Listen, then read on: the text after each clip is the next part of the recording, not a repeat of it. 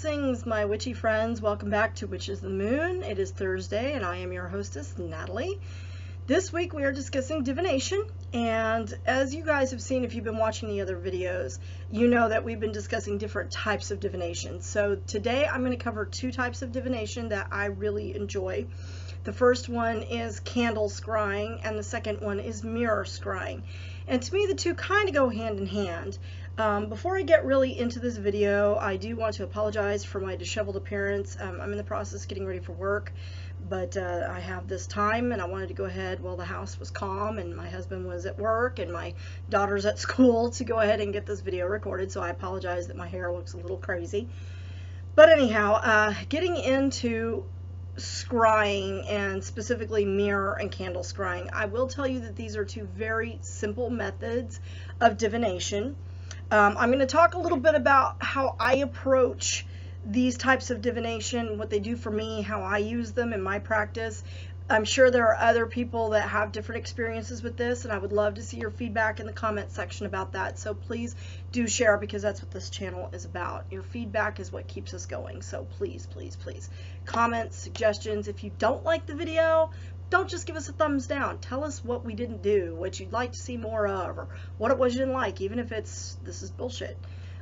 Because, you know, I can deal with constructive criticism much better than, you know, not giving me any feedback at all, other than thumbs down. To me, that's just really shallow. Anyway, going straight into this video, I want to talk about candle scrying. I've got my little fake candle here. Just twist it, it lights up.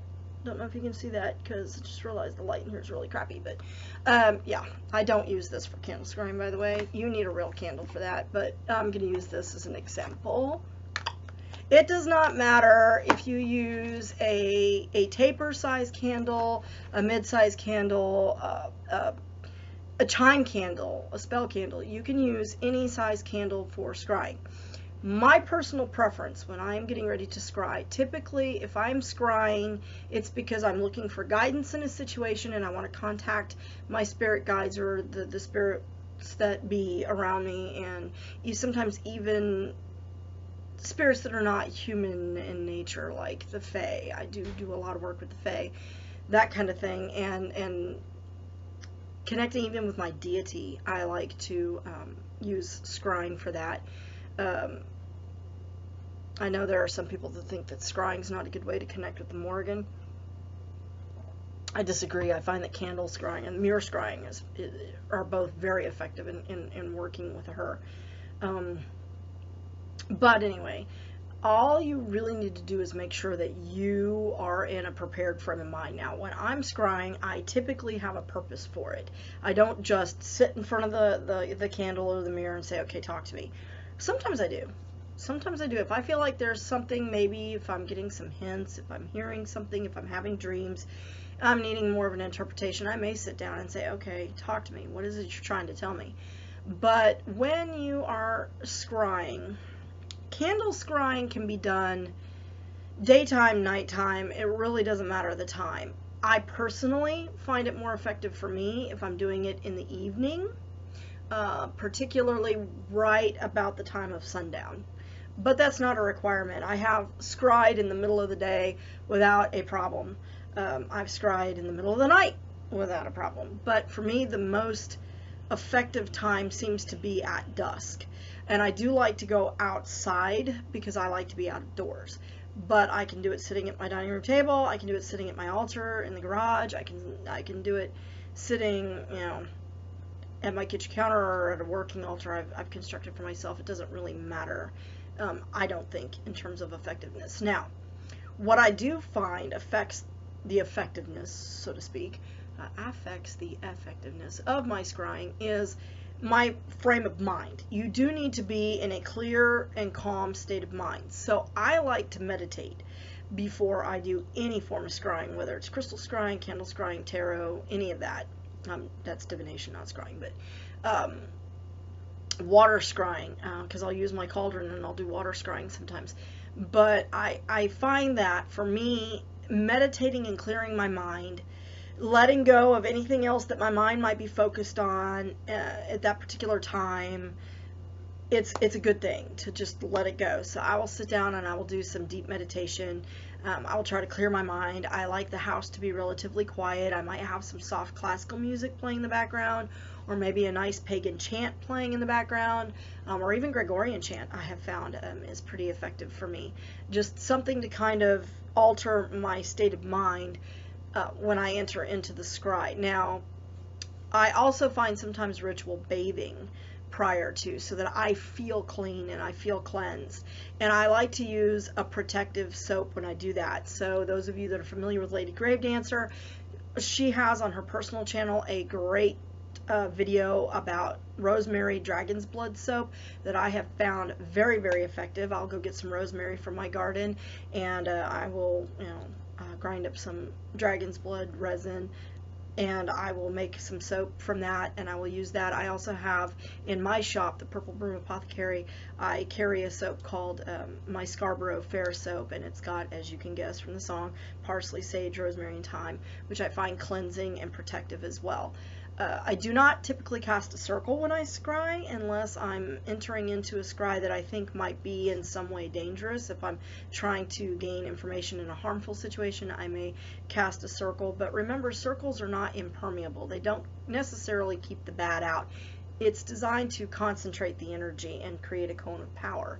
So what you want your power to be able to get out, and you want the good to be able to get in. So it's not impermeable. It can be protective depending on the color, in terms of, okay, I want to invite in the positive, keep out the negative. You can do that. I don't necessarily find that important in the scrying unless I'm specifically seeking something. If I feel like there's some sort of negative energy that's being sent my way, or something bad that's happening, and I want some protection from something that may be less than friendly. Anyway, when you candle scry, it's this simple. Candle, holder, sit, concentrate, and I find it helpful to concentrate on the deepest part of the flame. So you're not unblinking. You don't want to sit there and stare at it just completely unblinking, because it's really, really bad for your eyes. You want to just relax, focus on it, allow your eyes to blink as normal. It does not affect your concentration. The point is, you want to focus on the center part of the flame. Some people like to focus on the color of around the wick. Some people like to focus on the tip. I find that it's most effective to focus on the wick in the center, the part that's actually burning, and you just kind of let your mind ease into it. And what you'll notice is, as you become more focused, and I do breathing, I do focus on my breathing when I'm scrying. So deep breath in through the nose and out through the mouth, and I like to breathe in for a count of 3 and out for a count of 4, because that does help to alter your state of mind and your mental state, so that you are relaxed and cleansed and you're focused. And you will notice that the more you focus on that part of the flame, everything around you seems to go dark. Usually for me it goes dark, and all I'm focused on is the flame. I see nothing else beyond the flame. And you basically just kind of focus on whatever your question is, or the information that you're seeking. Again, if you don't have a particular question, then you just open your mind and say, tell me what you need me to know. Tell me what I need to know at this time. But for me, I typically will scry if I have a specific question. If I'm debating on a decision that I need to make that's very important. If I am having a difficult situation with someone and I don't know the best way to handle it, then I will go to my scrying to the spirit world and say, okay, give me some guidance in this situation. What do I need to do? And just see what messages come to you. It's really a way to open your mind and allow that to come in. And again, time of the day does not really matter. Now, talking about mirror scrying is something very, very different. Now, I'm going to show you an example of a magic mirror. Don't freak out because the sunlight's hitting it. And that's kind of a cool effect. It just goes on and on and on and on. Because this mirror has not been consecrated. This mirror is going into the giveaway. So, this is a magic mirror that I constructed for a video I did on my personal channel. If you're interested, you can go to my personal channel and view that video. I just noticed that there's a fingerprint on the center of this, probably from where I just touched it, so I will be cleaning this. But this is how simple it is to make a magic mirror. This is just a $3 picture frame from Walmart. You want to make sure it's got glass, not plastic. I find that does make a difference. So glass, it needs to be glass. Because this is a tool for contacting the spirit world. So basically what you do is you take the glass out, you lay it face down very carefully because you don't want it scratched, and you spray paint it with black spray paint until it's completely covered. You let that dry. On the inside I will attach a piece of snakeskin because snakeskin is a gateway to the spirit world. It's an invitation to the spirit, so I like to tape a piece of snakeskin to the back of the glass, and then I replace the backing. I personally prefer this type because then it's portable, and I can set up my magic mirror wherever I need it to be, or my scrying mirror. Some people call it a magic mirror. I prefer the term scrying mirror because magic mirror to me just sounds too Snow White-ish. Now, there are specifics when working with a scrying mirror. There is a specific formula that you want to follow when you are consecrating it. If you are not familiar with Raven Grimassi and the Witch's Craft, you might want to get yourself a copy because he does talk about this in detail in the book. This is the book. I'm sorry that it's backwards, but I don't ascribe to everything he writes in this book, and for those of you that have seen my review of this book, you know why. I'm not going to go into detail about that here, but he does give excellent descriptions of how to, and in fact, look what I opened up to. Working with magic mirrors. So he has specific words of power that you use when you're consecrating your mirror that I have found extremely effective, and to be honest with you, more effective than anybody else's. So I would recommend getting your hands on that. But you can hang this. You can, like I said, I like to have it, you know, where I can set it up wherever I need it to, because again, I don't have a permanent working space. I don't have a permanent altar, so I have to be portable. But once you do consecrate your mirror, it is very important that sunlight never touches the mirror. So it needs to be covered by a black cloth, and I do recommend getting some sort of velveteen type of or satin type of material to cover it with.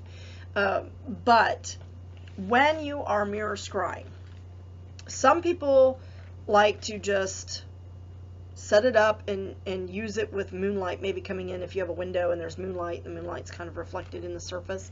I like scrying that way. I find that very effective, but the most common method for scrying is to set a candle in front of the mirror, and you focus on the candle flame within the mirror itself or something around that, maybe the edge of the light. I find concentrating on the edge of the light and just looking into the mirror is what is effective. But again, it's a lot like candle scrying, where you're going to pick your focal point and you're just going to focus in on that, and you're going to let your mind go. Don't, you know, again, don't stare like this, unblinking, because it's really bad for your eyes. Your eyes will blink naturally, and it's not anything that should take a whole lot of effort. If you start getting headaches from candle scrying or working with a mirror, you're trying too hard, honey. Just allow the message to come to you that's going to come to you, because they will talk to you. And don't be frustrated if the first time you try this, or even the first couple of times you try this method of divination, it does not work for you, because it takes time to invite the spirit world into that. It's not something that you just do.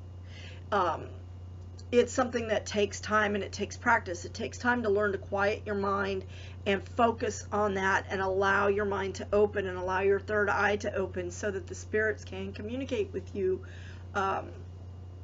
through this method. It is different, and it does take some work. It does take some concentration, but again, if you're concentrating so hard on it that you're getting headaches and nosebleeds, sweetie, you're trying too hard. Don't do that to yourself. Allow your mind to just open, relax, sit in a comfortable position, allow your shoulders to just drop, focus in on your point, and allow the spirit world to send you the information that you need. You will start to see that you are getting visions of information pieces of information that flash into your mind. For me, they flash into my mind. It's not like well, sometimes it's like a rolling movie, but more often than not, it's just little flashes of insight, bits of information that come to me because I have allowed my mind to open and I've allowed that information to be communicated to me. So, you know, your experience may be different. For you, it might seem more like a rolling movie. You might see another face in the mirror that's speaking to you, very Snow White-ish.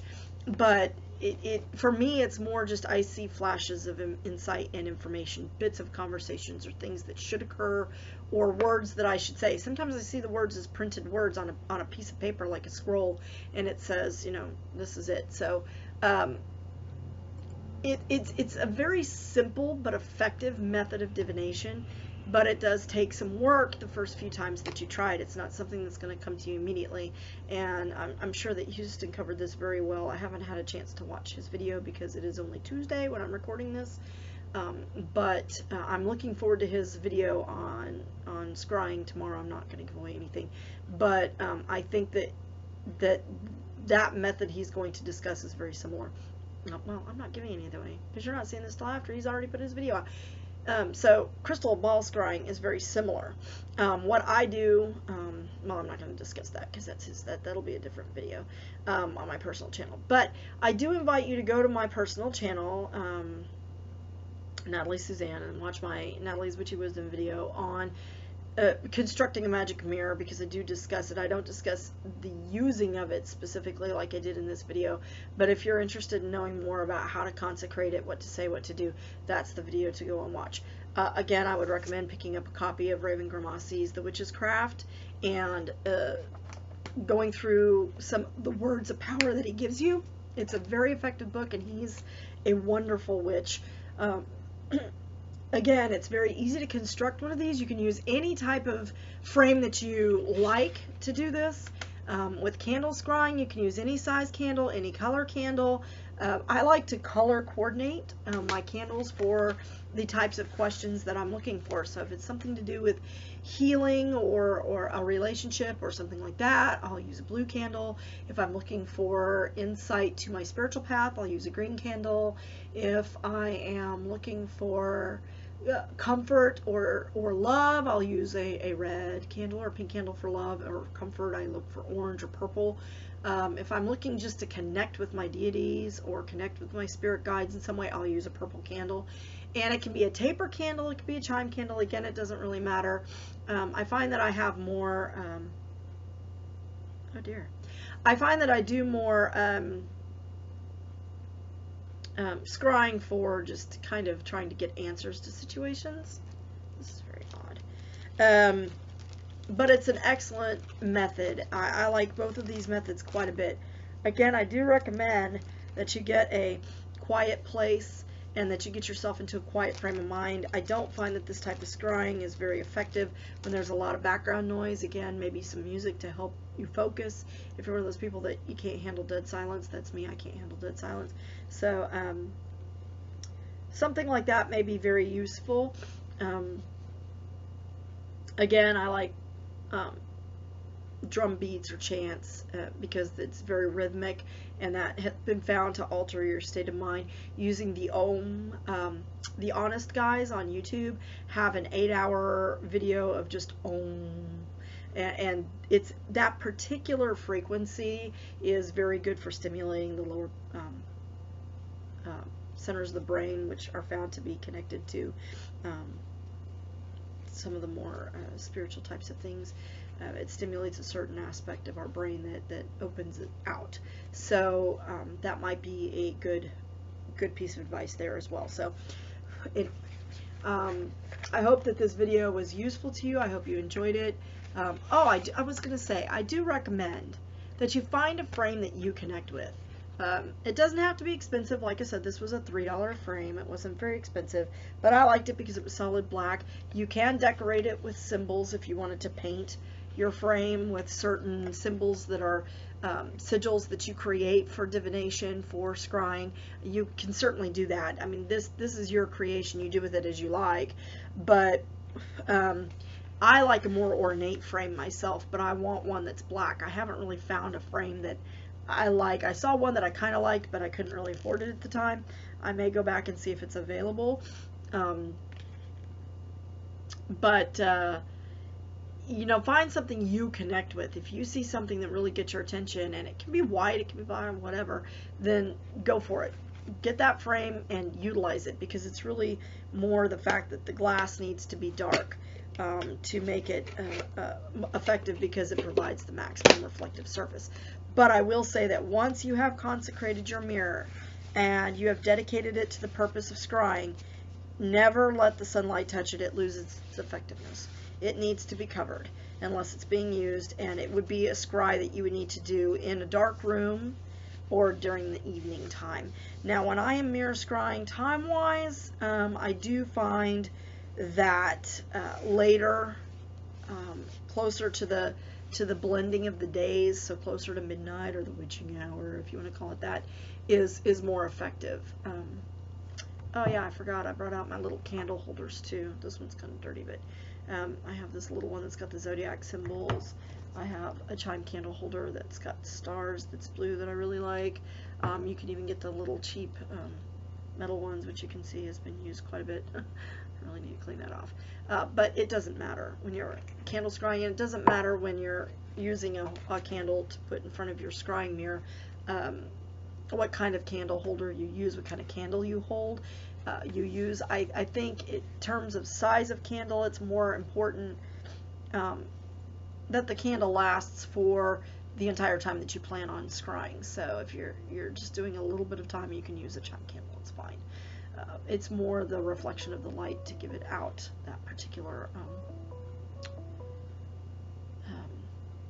reflective surface, so to speak, to give you something to scry into. And I hear my Hangouts ringing, which means somebody's calling my business line. I hope that this video has been informative and useful to you. I do invite you to pop over to my channel to see my mirror scrying. It's under my Divination playlist, and it's called Creating a Magic Mirror, Constructing a Magic Mirror.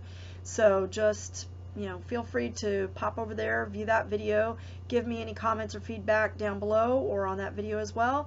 And I hope that you all have a very, very blessed week. Thank you.